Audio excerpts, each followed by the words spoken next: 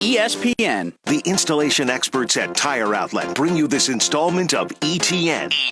TireOutlet.com. Wholesale prices, premium service. This is Excuse the Nuisance. All right, before we do ETN, Beef said I touched a nerve earlier in the program. Yeah, a little bit. The text line, and I got some calls about, you said that Grayson Allen. I said Grayson Allen, I stand by it. Grayson Allen's the best high school player I've ever seen. Now, hold on a second. Yeah. How can that touch a nerve? Did you say he's the best? You didn't say he's the best to come out. You said he's the best that you've seen. That's now, correct. Some Guggen said, what about Otis Smith? And I answered that. I said, I don't know if Dan saw I came right Otis. after Otis. I saw Otis a lot in college, and Otis, I understand, was a great high. One of the guys you could argue is Myron Anthony, who I didn't see play. Went to Kentucky out of Fletcher High School. But the guy that I got a couple calls defending. He scored 2,800 points. I told you guys, Micah Ross told me that James Collins was better, and I know some people say that. Look, James Collins had a press conference to announce what high school he was going to. That's how good of a basketball player he was at Southside Junior High School. So I certainly saw James Collins play a lot. Stacy Poole was a great high school basketball player.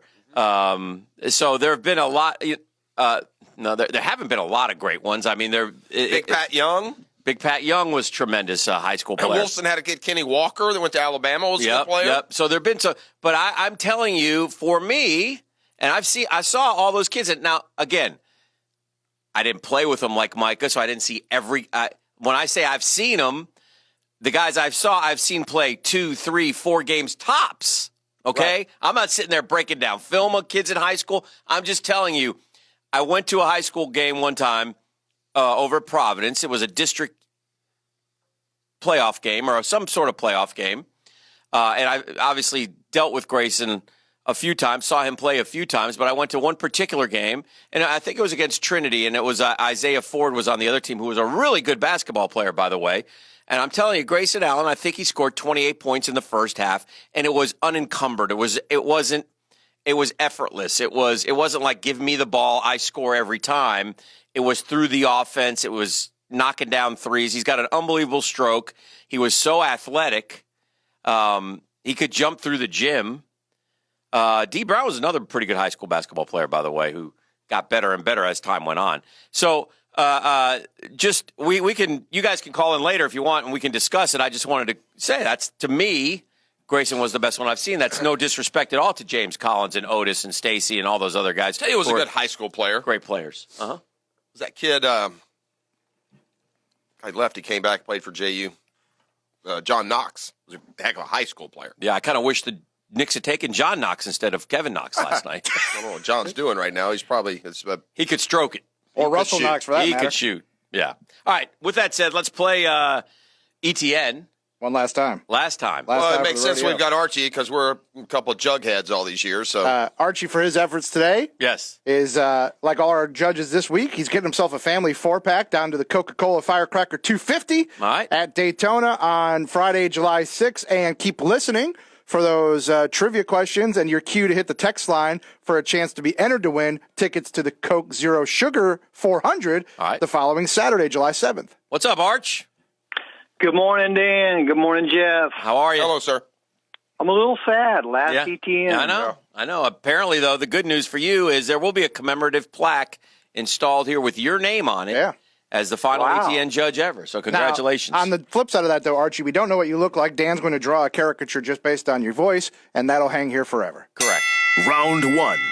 Round one. Well, it may, depending on the outcome, it could look like the Ronaldo bust. It could. Or it could look like, it could be gorgeous. Could Brad be a work Pitt. of art. Could be Leonardo's David. Yeah. Round one. Since you brought him up, Dan, I'll bump him up the line. Grayson Allen. Here's his name called in the first round last night, 21st to the Utah Jazz. A lot of people feel like it's a good fit for him, although a lot of people aren't sure exactly what Grayson Allen will be at the next level. So I ask you, what is Grayson Allen's NBA game? I think, personally, Grayson Allen is a 10-year guy who, will be a spot-up type shooter, who will knock down threes for an NBA team, show off his athleticism occasionally, and hang around the league for a long time and be a contributor. I don't know that he will ever be an all-star or anything like that, but I think he will be a long-time NBA player in a nutshell. Yeah, that would seem to be the gravitational force that pulls him out to that three-point line. But I'm willing to see if he can't be Donovan Mitchell. I mean, he's extremely athletic and he's got good size. So I don't think Grayson Allen is going to come into the league just spotting up for three. Now, that may ultimately be where the veteran part of his career pushes him. But I expect Grayson Allen to like he did at Duke, to be a force with a basketball and take the ball to the hole and play above the rim, at least at the beginning of his career. Winner, Jeff. Round 2. Round 2, guys. The speaking of the draft, it's okay. Speaking of the draft, Jeff's hung a banner here in the studio declaring the Atlanta Hawks a draft winner, as proclaimed by CBS Sports. Obviously, it was a very polarizing deal yesterday as the Hawks sent Luka Doncic to Dallas in exchange for Trae Young, two polarizing figures in this draft. Will they ultimately regret this decision? Oh, gosh, I wouldn't say that, no. I wouldn't say they'd ultimately regret it. I mean, it's certainly up in the air. There's a couple things you got to factor in here. Atlanta's new general manager came from Golden State. He's been in love with Trae Young as a poor man Steph Curry since this all began. I think the Hawks really would have rather picked fifth on their own. At least they get a first-round pick in making this move. And in Doncic, look, the phenoms often work, bro. When you get signed to play pro basketball at age 13, when you're the MVP of the EuroLeague Finals by the age of 18 or 19, There's some fire there with that smoke. That's true.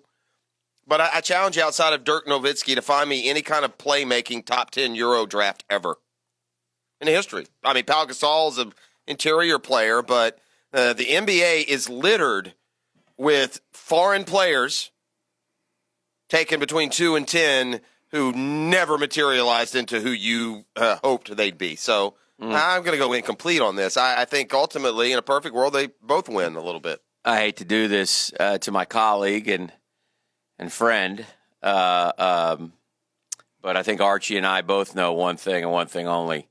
Of course, it's going to hurt them. They're the Hawks.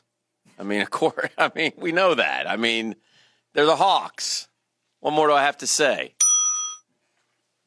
Jeff, we love you, man, but unless you bring back Dominique Wilkins, Atlanta loses. Winner, Dan. Round 3. That's hurt. Nick might still be able to play, too, by the way.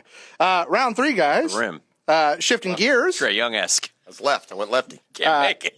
Was a tough game to watch. You had your on the edge of your seat last night. Oh, Dan. by the way, before you do this, yes, I wanted to say this because I've been meaning to say this for 2 days. I was watching this at the NBA Finals thing the other day. Oh, yeah. And they were talking to the guy who dishes the ball to Curry during warm-ups.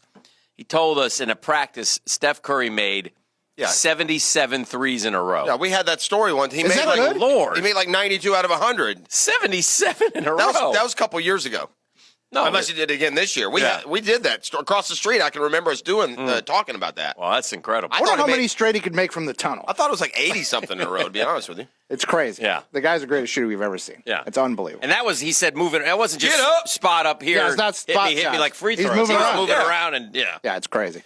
The Gators, Yes. not easy, Gator. but they win.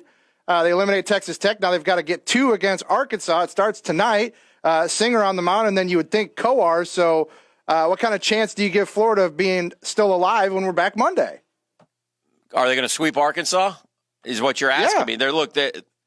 Having Singer ready to go is tremendous because Arkansas is swinging the bats really well. So this is big for Florida. Getting through these 2 is a good step. They got a chance. They beat Arkansas 2 out of 3 in the regular season. It's a tough road to hoe. You can't look at it like you got to win 4 games in a row. You just got to look at it like you got to win tonight. And if you win tonight, then you play for basically all the marbles to get to play for all the marbles tomorrow. So listen, right now, put everything aside, how they've been playing, et cetera, and you've got Singer and Coar versus whoever Arkansas throws. That's advantage Florida. So, but you do have to win 2. If you can win tonight, though, then the pressure really starts to build on the HOGS Arkansas Razorbacks. Yeah, good news, Gator fans. Just after we got this question, we've had this question after the loss and now the next 2 wins, and I'm right where I was from the beginning. I'm not worried a bit. I don't have a bad feeling at all. Florida's going to beat Arkansas 2 games in a row. They are the far superior team, and if any team was built to come out of that loser's bracket after losing round 1, it's the team that has 2 first-round pitchers. So go Gators. Maybe an all-SEC final with Florida and Mississippi State. The Florida Gators are national champions. Go Gators. Winner, Jeff. Round 4.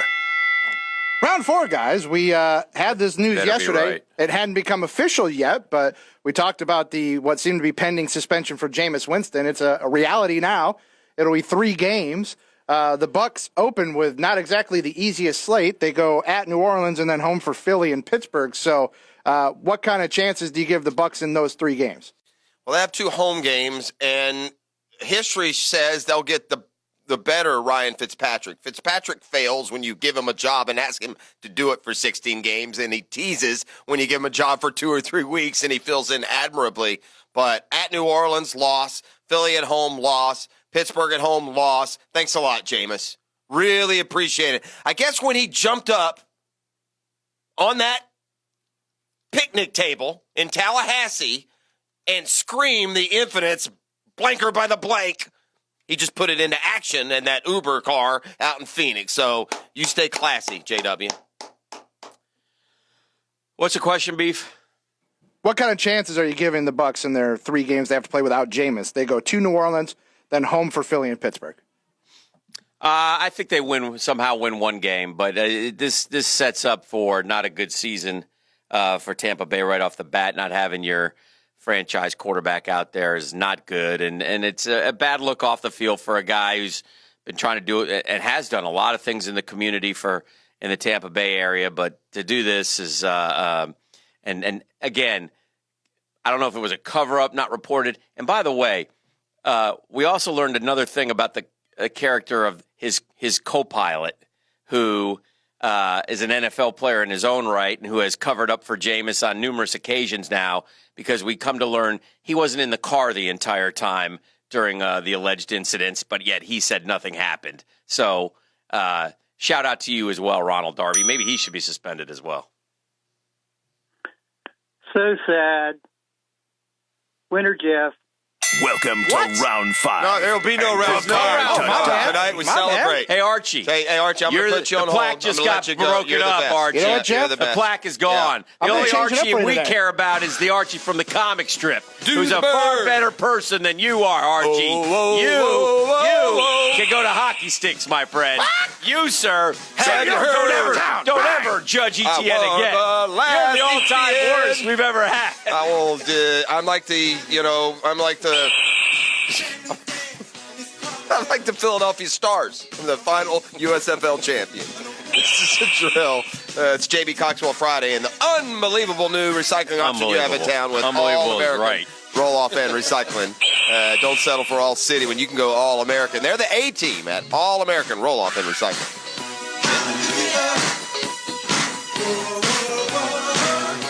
The drill from the studios at Republic Services. We'll handle it from here. More videos, more podcasts.